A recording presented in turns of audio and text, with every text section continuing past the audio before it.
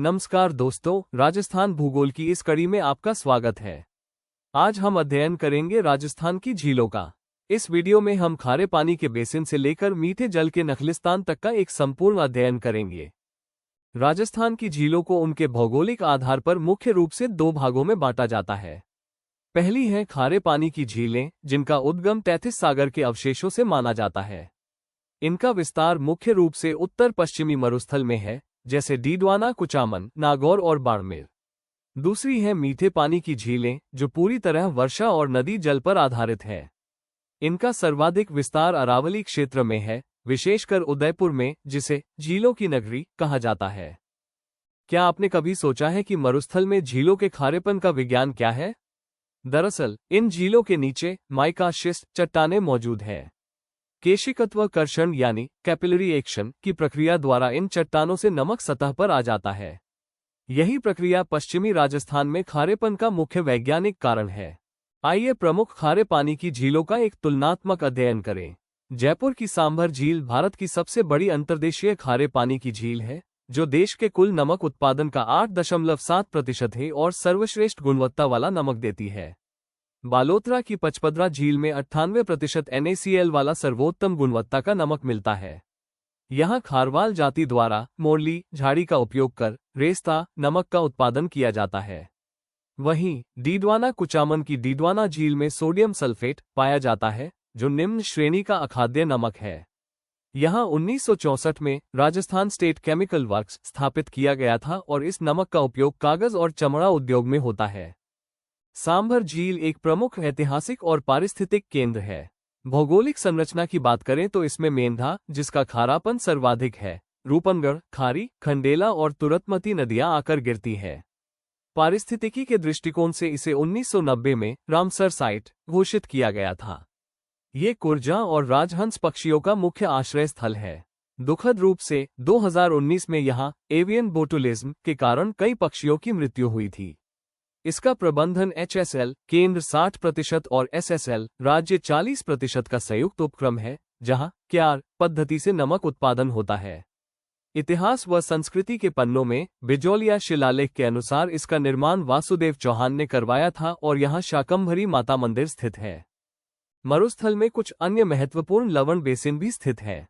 इनमें नागौर का डेगाना शामिल है। डीडवाना कुचामन जिले में कुचामन और नावा स्थित है।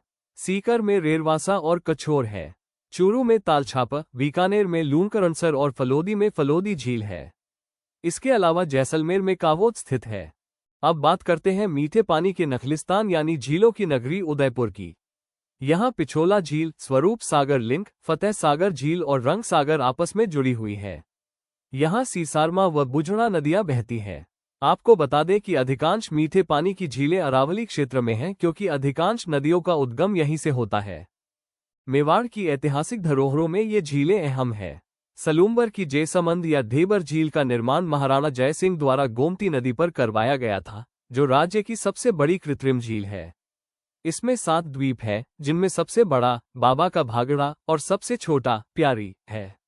यहाँ भील मीना जनजाति का निवास है और सिंचाई हेतु 1950 में श्यामपुरा और भाट नहरें निकाली गई थीं। उदयपुर की पिछोला झील का निर्माण राणा लाखा के काल में एक बंजारे द्वारा किया गया था।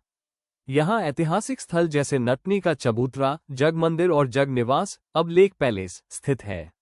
राज्य की पहली सौर और इलेक्ट्रिक नाव यहीं संचालित की गई थी।